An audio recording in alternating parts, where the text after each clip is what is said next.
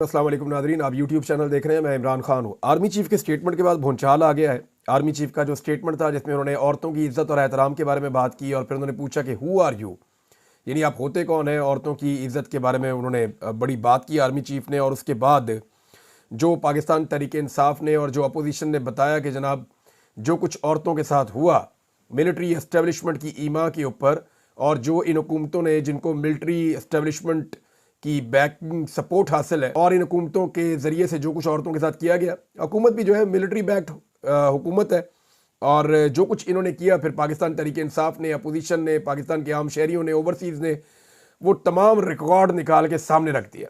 तहरीक इंसाफ में जितने इख्तलाफात थे वो आर्मी चीफ के स्टेटमेंट के बाद ख़त्म हो गए, और सारी की सारी तहरीक इंसाफ का जो फोकस है वो आर्मी चीफ के स्टेटमेंट के बाद इस बात की तरफ हो गया कि ये कैसे हो सकता है कि जुल्म भी हमारे खिलाफ हो और फिर हमारे खिलाफ ही बात की जाए, ये मुमकिन नहीं है।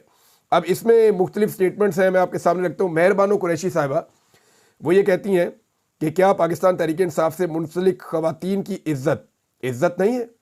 क्या हम इस कौम की बेटियां नहीं हैं? याद रहे, इस्लाम में खवातीन की इज्जत को लेकर कोई दोहरा मेयार नहीं है।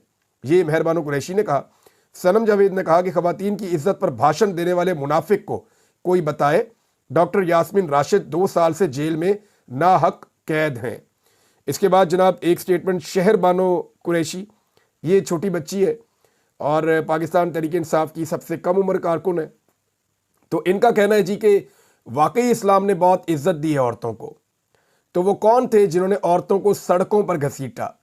वो कौन थे जो उनके बेडरूम्स में घुसे? वो कौन थे जिसने शहरियार अफरीदी को बेटियों की धमकियां दी? वो कौन थे जिन्होंने नाहक औरतों को कैद में रखा? ये शहरबानो छोटी बच्ची ने भी ये सवाल उठाया है। और इसके बाद जी हमाद अदर साहब का एक स्टेटमेंट है। हमाद अदर साहब क्या कहते हैं? आर्मी चीफ अगर खवातीन की इज्जत के बारे में जानना चाहते हैं तो रेहाना डार समेत उन तमाम खवातीन से गुफ्तगू कर सकते हैं जिन पर पुलिस और नामालूम अफराद ने जुल्म किया। सादुल्ला बलोच और शाह महमूद कुरैशी से बात कर लें जिनके घर की खवातीन को अगवा किया गया, यानी वो बहू भी उठा ली थी ना शाह महमूद कुरैशी साहब की। अगर कोई कसर रह जाए तो आदम सवाती वाला सानहा भी मौजूद है। ये जनाब हमाद अदर साहब का स्टेटमेंट है। मियाँ वकास महमूद साहब ने एक ट्वीट किया, मुझे बड़ा तकलीफ़ हुआ वो पढ़ के, और मैं वो आपको पढ़ के सुना देता हूँ। मियाँ वकास साहब कहते हैं जी कि मेरी अजीम माँ, मेरी बहादुर माँ, मेरी दलेर माँ। इमरान भाई आपको आप बीती बताता हूँ। जिस रात इनके साथ ये वाक़या हुआ मैं मुल्क छोड़कर जा चुका था। माँ जी लहू लुहान थी। इकलौती छोटी बहन का बाजू तोड़ दिया, घर तोड़ दिया, मेरे 2 भाइयों को अगवा करके ले गए। जब इनकी वीडियो गली के एक लड़के ने मुझे भेजी, लगता था जैसे क़यामत टूट पड़ी है। मैंने कॉल की और कहा कि अभी मैं मुल्क वापस आ रहा हूँ। मेरी माँ रोते रोते एकदम खामोश हो गई। मुझे कहा खबरदार ऐसा सोचना भी नहीं, तुझे ढूंढ रहे हैं, तू पकड़ा गया तो पता नहीं दरिंदे तेरे साथ क्या करेंगे। सब कुछ उजड़ चुका था, फिर भी नहीं। मेरी माँ ने कहा कि पार्टी छोड़ दो, मेरे बेटों को वापस लाओ। कहती है बेटा हम नहीं कहते पीटीआई छोड़ो, इमरान खान का साथ नहीं छोड़ना, यहां मैं हूं ना, बर्दाश्त कर लेंगे, बुरा वक्त है गुजर जाएगा, तुम अपनी आवाज़ पहले से ज़्यादा ताकत से उठाओ। मेरा पुत्र बिल्कुल परेशान नहीं होना, सच का साथ दे रहे हो, कुछ गलत नहीं कर रहे। इस दिन मुझे एहसास हुआ कि एक अनपढ़ सीधी सादी माँ मुझसे कहीं ज़्यादा नज़रिया इमरान को पहचान चुकी थी। ये मियाँ वकास महमूद साहब का स्टेटमेंट है। कासिम सूरी साहब ने भी एक स्टेटमेंट दिया है। वो कह रहे हैं कि वो शख्स जिसने हमारी माओ बहनों के दुपट्टे खींचे वो हमें बताता है कि औरतों का एहतराम क्या होता है। आज तुम्हें वो माँ बहनें जिन्हें तुमने जेलों में बंद किया, जिनकी इज्जतों पर तुमने हाथ डाला, वो बता रही हैं कि तुम कौन हो। ये कासिम सूरी साहब का स्टेटमेंट है, ये भी आपके सामने आ गया। पाकिस्तान तहरीक इंसाफ ने भी आर्मी चीफ के स्टेटमेंट के ऊपर एक जवाब दिया है, और ये अपने ऑफिशियल अकाउंट से उन्होंने जवाब दिया है। उन्होंने कहा जनाब मुल्क के खिलाफ खेली गई रिजीम चेंज ऑपरेशन की साजिश के बाद आपकी पुष्ट पनाही में जो जुल्म और फस्तायत की अंधोनाक दास्तानें रकम हुई हैं, इनका निशाना इस कौम की माएँ बहनें बेटियां भी बनी।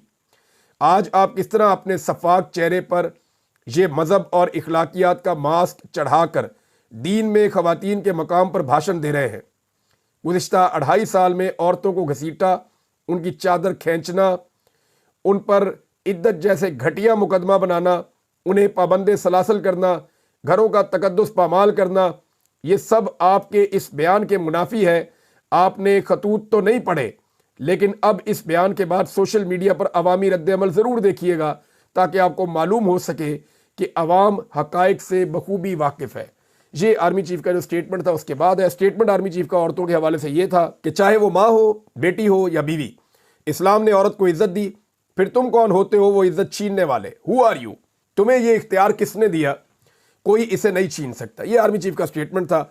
और उसके बाद फिर जो स्टेटमेंट आए हैं एक के बाद एक के बाद एक, और वो वीडियोस और तमाम चीज़ें लोगों ने निकाल कर लगाई जो जुल्म और बर्बरियत पाकिस्तान तहरीक इंसाफ की खवातीन के साथ की गई है। अगर कोई ये कहेगा ना कि 9 मई की वजह से की गई है, तो मैं आपको दर्जनों ऐसी वीडियोस दिखा दूंगा और दर्जनों ऐसी चीज़ें निकाल कर ले आऊँगा जो 9 मई से पहले की हैं। यास्मीन राशिद के साथ जो जुल्म और बर्बरियत हुई 9 मई से पहले हुई। बहुत सारी और खवातीन के साथ जो जुल्म और बर्बरियत हुई वो 9 मई से पहले हुई। 9 मई से पहले जो है वो बहुत सारी खवातीन के ऊपर अटैक किया गया, उन्हें मारा गया, उन्हें टॉर्चर किया गया, उन्हें गिरफ्तार किया गया। ये सब कुछ 9 मई से पहले भी हो रहा था।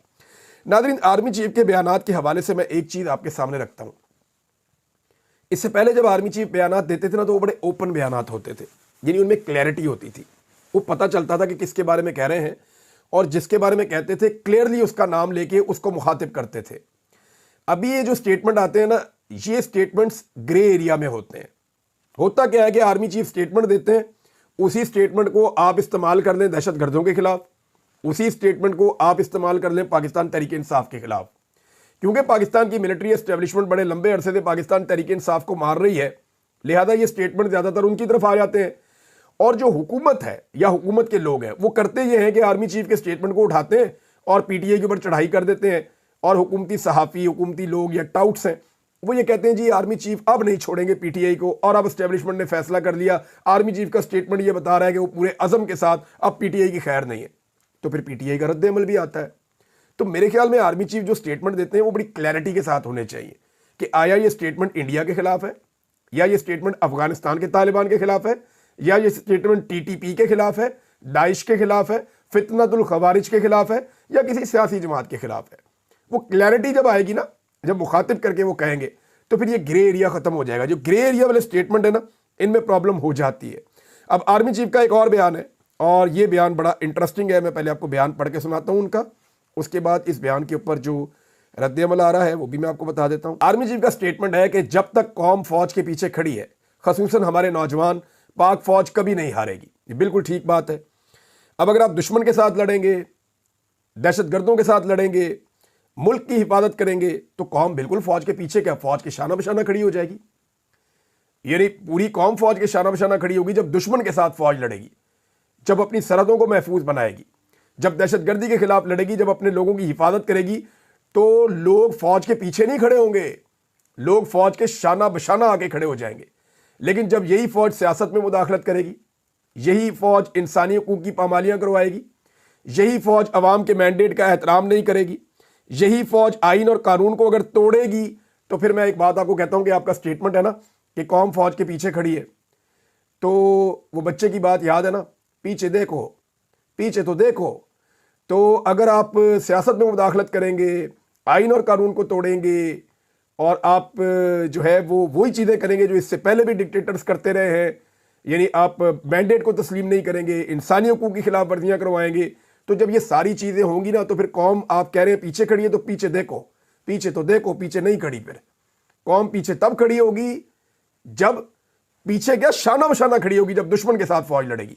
लेकिन जब फौज को इस्तेमाल किया जाएगा या एजेंसियों को इस्तेमाल किया जाएगा अपने लोगों के खिलाफ, जैसा कि किया गया है, यानी मैं इंडिया के साथ जब, या किसी और मुल्क के साथ, या किसी दुश्मन के साथ फौज लड़ेगी तो उसके साथ खड़ा हूंगा।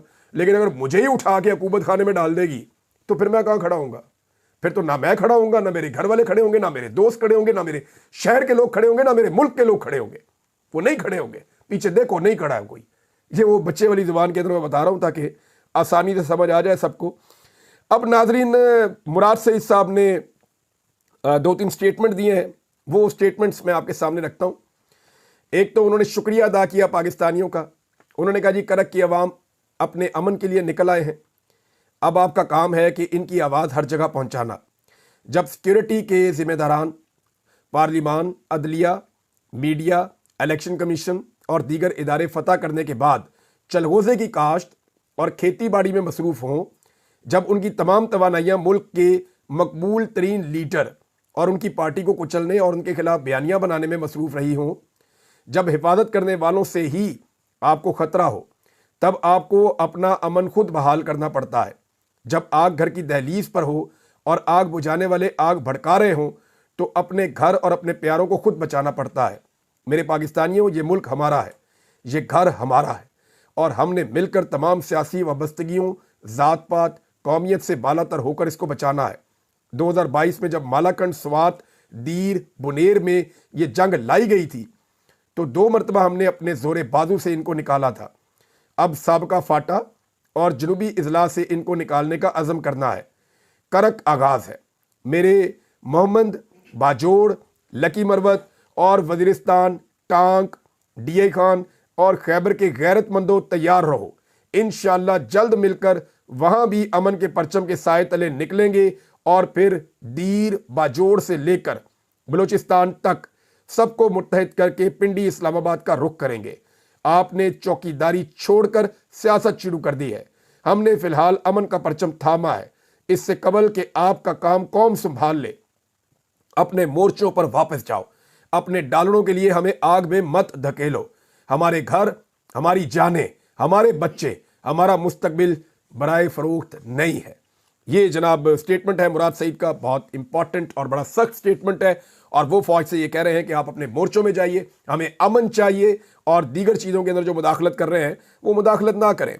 पाकिस्तान की देखें होता क्या है, फौज की मुदाखलत बड़े लंबे अरसे से चल रही है, लेकिन डिक्टेटरशिप के दौर में भी ऐसी मुदाखलत नहीं होती थी जैसी मुदाखलत अब हो रही है। यानी सब ये जानते हैं कि मुल्क को कौन चला रहा है, किस तरह से चल रहा है, एजेंसियों का किरदार क्या है। यहाँ पे खवातीन को अगवा किया गया, बच्चों को अगवा किया गया, टॉर्चर किया गया, सहाफ़ियों को अगवा किया गया, शायरों को अगवा किया गया, हर तबके के लोगों को दबाया गया, कुचला गया। और अभी ये जो मैं आपको बता देता हूँ कि आर्मी चीफ का एक स्टेटमेंट आया है और उसके बाद जिस तरह का उसके ऊपर रद्द-ए-अमल आया है, इस रद्द-ए-अमल के बाद आप ये देखेंगे कि दोबारा से सोशल मीडिया को कुचलने के लिए, सहाफ़ियों को और जितनी भी आवाज़ें हैं एक्टिविस्ट की, उन तमाम को कुचलने के लिए दोबारा एक क्रैकडाउन किया जाएगा और इसका गुस्सा उतारा जाएगा। क्योंकि पाकिस्तान में जो है ना, वो इस ओहदे पे बैठे हुए आदमी को बर्दाश्त नहीं होती तनकीद। बर्दाश्त, ताकत बहुत है ना, बहुत बड़ी ताकत है। बंदूक आपके हाथ में है, बूट आपके पैरों में है, तो ताकत बेशुमार है। तो जब ताकत का नशा चढ़ा होता है तो जो मर्जी करो, इसको उठाओ, गायब कर दो, उसको उठाओ, इधर ले जाओ, उसको उठाओ, ये कर दो, इसके साथ ये कर दो। और ताकत के नशे में आदमी घोड़े के ऊपर सवार होता है, लेकिन जब घोड़े से उतरता है तो पता चलता है परवेज मुशर्रफ 2 कमरों के फ्लैट में सिसक सिसक के मरा है और हम सब ने एक दिन मर जाना है और जाके अल्लाह को जवाब देना है।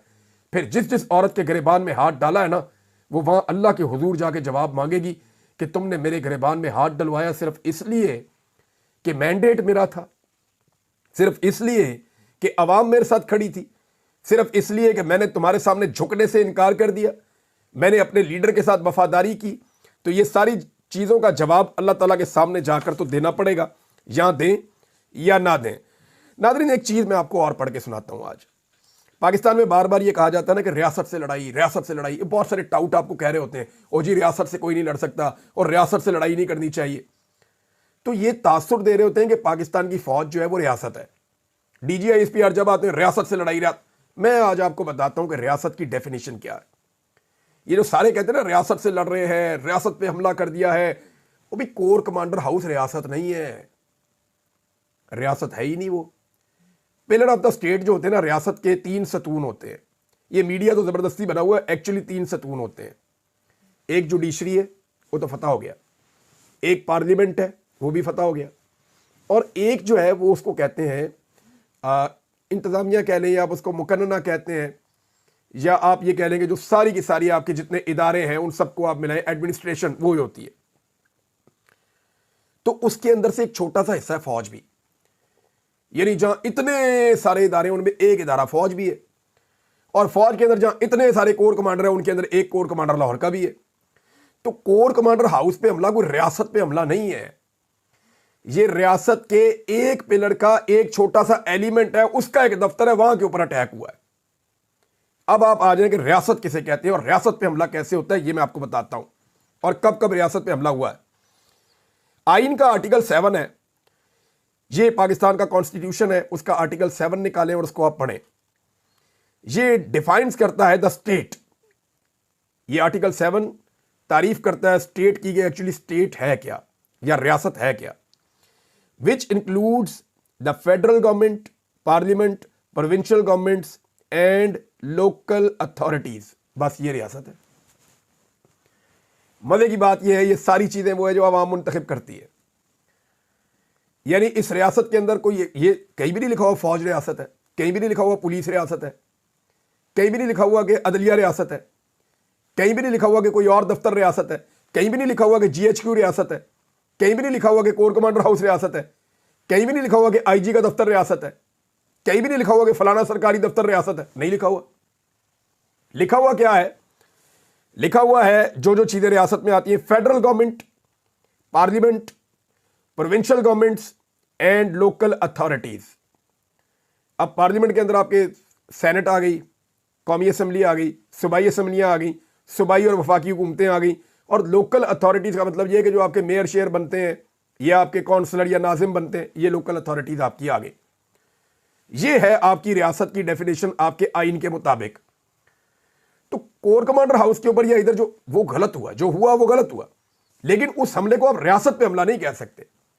फौज के साथ इख्तलाफ को या फौज की पॉलिसी से इख्तलाफ को आप रियासत से इख्तलाफ आप नहीं कह सकते, क्योंकि फौज या कोई फौजी वो रियासत नहीं है। रियासत की डेफिनेशन मैंने आपको बता दी है आईने पाकिस्तान के मुताबिक। अब या तो इसको बदल के इसके अंदर एक कॉमा लगा के आगे लिखे कि मिलिट्री चीफ, या इसके अंदर डालें आपके मिलिट्री जो है वो भी रियासत है। मिलिट्री तो रियासत नहीं है। रियासत तो जनाब 4 चीजों पे उन्होंने बताई है आइन के मुताबिक, federal government, provincial governments, parliament and local authorities. ये है जी रियासत। पार्लियामेंट के ऊपर थोड़ा सा पहले अटैक हुआ था नकाबपोशों का, वो था रियासत पे हमला। याद आ गया आपको? वजीर आला खैबर पख्तूनख्वा को 2 मरतबा अगवा किया गया, वो था रियासत पे हमला। MNAs को अगवा किया गया, वो था रियासत पे हमला। सेनेटर्स को अगवा किया गया, वो था रियासत पे हमला। हुकूमत जाली बनाई गई, अवाम के मैंडेट के खिलाफ जाली एक पूरा सिस्टम लाकर खड़ा किया गया, तो वो था रियासत पे हमला। इसको कहते हैं रियासत पे हमला। रियासत क्या है, पहले उसकी डेफिनेशन को आप समझें। तो पाकिस्तानियों को जो ये धोखा दिया जाता है ना कि चंद लोग रियासत हैं या एक इदारा रियासत है, तो ऐसा नहीं है। रियासत क्या है फिर याद रखें आप, वफाकी हुकूमत और सूबाई हुकूमतें और आपकी पार्लियामान और आपकी लोकल बॉडीज या अथॉरिटीज, ये आपकी रियासत। एक काउंसलर जो है ना वो भी रियासत का नुमाइंदा है, रियासत है। आप उसके ऊपर अटैक नहीं कर सकते। सरकारी अफसर किधर से रियासत आ गए? वो तो जो रियासत के सतून है उनके अंदर से एक सतून है, उस सतून का एक छोटा सा हिस्सा है कोई सरकारी ऑफिसर, चाहे वो कितने भी ग्रेड का हो। तो ये चीज आप क्लियर कर लें। एक और चीज है नादरीन, एक चोरी पकड़ी है पंजाब हुकूमत की, अजहर मशवानी साहब ने पकड़ी है। इतनी दूर बैठ के बरतानिया में उन्होंने चोरी पकड़ी है पंजाब के अंदर। तो यानी मैं एक अजीब चीज देख रहा हूं कि मरियम नवाज के लिए ना, जो पंजाब में पाकिस्तान तहरीक इंसाफ है, उन्होंने एक रूम क्रिएट किया हुआ है, क्योंकि पाकिस्तान की एस्टेब्लिशमेंट मरियम नवाज को बनाना चाहती है आने वाले वक्त में कि ये हमारी वजीर आज़म बनेगी। और वो आप देख भी रहे हैं, उनकी फुल टाइम ट्रेनिंग हो रही है। पाकिस्तान के मीडिया को ऑर्डर किया गया है कि मरियम नवाज को अच्छा अच्छा दिखाना है। ये भी ऑर्डर किया गया है इसके खिलाफ खबर कोई ना जाए। मीडिया को अच्छा डंडा दिया हुआ कि जनाब मरियम नवाज दी गेम चुको, हालांकि टके का काम नहीं किया। लेकिन हैरत मुझे होती है पाकिस्तान तहरीक इंसाफ के ऊपर, और खासतौर पर जो पंजाब की पाकिस्तान तहरीक इंसाफ है, सिर्फ वो खैबर पख्तूनख्वा से मुजम्मल असलम या वो वजीर आला के भाई फैसल अमीन या 1-2 और लोग, वो वहां से जवाब देते हैं पंजाब हुकूमत को, और तो कोई बात ही नहीं करता। पंजाब हुकूमत को जवाब ही नहीं देता। इन्होंने स्कूल प्राइवेट कर दिए, इन्होंने अस्पताल प्राइवेट कर दिए, इन्होंने डॉक्टर नौकरियों से निकाल दिए, अस्पतालों में इलाज नहीं मिल रहा, दवाइयां जो है वो मिल नहीं रही, महंगाई इन्होंने कई गुना बढ़ा दी है, किसान को मजदूर को इन्होंने रोल के रख दिया है, आम आदमी की जिंदगी इन्होंने अजीरन कर दी है, लॉ एंड ऑर्डर के सीरियस मसाइल हैं, किसी चीज के ऊपर बात ही नहीं कर रहे। आप बिल्कुल फ्री हैंड मरियम नवाज को पाकिस्तान तहरीक इंसाफ की जो पंजाब की क़यादत है उसने दिया हुआ है। आलिया हमजा साहबा ने कुछ फैक्ट्स जारी किए हैं, वो इस पर काम करना चाहती हैं, लेकिन जो एक्चुअल क़यादत है या तो वो जेलों के अंदर बंद है और जो बाहर है वो जो रूपोश हैं वो काम नहीं कर रहे इसके ऊपर। तो मरियम नवाज की जो पंजाब गवर्नमेंट है, इसको एक्सपोज करना इतना ही जरूरी है जितने बाकी काम जरूरी है। लेकिन क्योंकि उसके ऊपर एक सख्ती की गई है, मुझे ऐसा लगता है यहां पे एक कंप्रोमाइज एक पोजीशन है कि उसके ऊपर कोई करता ही नहीं है कुछ। मुझे अच्छी तरह याद है इमरान खान साहब के दौर में 80 रुपए की चीनी हो गई थी, तो इन्होंने नाच नाच के घुंघरू तोड़ दिए थे कि जनाब 80 रुपए किलो चीनी हो गई, चीनी चोर चीनी चोर चीनी चोर के नारे लग गए थे। अभी शहबाज शरीफ साहब की पॉलिसी की वजह से आपकी चीनी गुज़िश्ता 2 महीनों में, ये पंजाब और वफाक दोनों जिम्मेदार हैं इसके लिए, 2 महीनों के ऊपर चीनी की आपकी 2 महीनों में चीनी की कीमत आपकी 22 रुपए बढ़ी है, 22 रुपए 40 पैसे, ये 2 महीने के अंदर बढ़ी है। और अब चीनी 160 रुपए किलो पे चली गई है। वो 80 रुपए के ऊपर इमरान खान साहब को चीनी चोर कह रहे थे और आज 160 रुपए किलो हो रही है रमजान से पहले, और रमजान में ये और महंगी हो जाएगी। तो इसके लिए जिम्मेदार कौन है? इसके ऊपर कोई आवाज ही नहीं उठा रहा, कोई इसके ऊपर बात ही नहीं कर रहा। मेरे ख्याल में थोड़ी जुर्रत पैदा करनी पड़ेगी पाकिस्तान तहरीक इंसाफ को पंजाब में, और जो रियल मसाइल है अवामी उनको उठाना पड़ेगा, चाहे वो किसानों के हो, चाहे वो मजदूरों के हो, चाहे वो आम आदमी के हो। जो बिलों में झूठ बोला गया, आम आदमी के इशू को जब तक आप नहीं उठाएंगे आप उसको एंगेज नहीं कर सकते। इन्होंने आवाम की कमर तोड़ दी है, लेकिन आवाम की बात करने वाला कोई नहीं है। आवाम की बात करनी पड़ेगी। अदर मशवानी साहब ने जो चोरी पकड़ी, मैं आपको बता देता हूं। मरियम औरंगजेब ने जनाब ट्वीट करके कह दिया कि जी लाहौर को ऑक्सीजन हब बनाने लगी है मरियम नवाज। दरिया रावी के किनारे 978 एकड़ पर जंगल उगाने की मुहिम का आगाज है। 144 एकड़ पर पहले 1,05,000 दरख्त लगाए जा चुके हैं। मजमूई तौर पे ये हदफ है हमारा। शजरकारी नहीं, लाहौर के मुस्तकबिल की जमानत है। स्मोक और फजाई आलूदगी का ये कर देंगे, वो कर देंगे। शजरकारी मुहिम में अपना किरदार सबको अदा करना होगा। लेकिन अदर मशवानी ने पकड़ा और एक पुरानी ट्वीट लगाई, उसमें उन्होंने बताया कि वज़ीर-ए-आज़म इमरान खान आज दौरा लाहौर में क्लीन एंड ग्रीन पाकिस्तान के विजन के तहत दुनिया के सबसे बड़े मियावाकी जंगल का इफ्तिताह करेंगे। दरिया रावी के किनारे लगाए गए जापान तर्ज के इस जंगल में 1,60,000 से ज़ायद पौधे लगाए गए। नाज़रीन, प्रोजेक्ट था इमरान खान का, इसका दोबारा इफ्तिताह ये लोग करने जा रहे हैं। मशवानी साहब लिखते हैं, और ये पुरानी ट्वीट है इमरान खान साहब के दौर की। मशवानी साहब लिखते हैं कि शर्म इन लोगों के पास से भी नहीं गुजरी है। अजली चोरों ने पहले चोरी से हुकूमत ली और अब हर रोज़ इमरान खान के मंसूबे चोरी करके अपनी तख्तियाँ लगाते फिरते हैं। अब तक के लिए इतना ही। अपना ख्याल रखिएगा, अपने इस चैनल का भी। अल्लाह हाफ़िज़।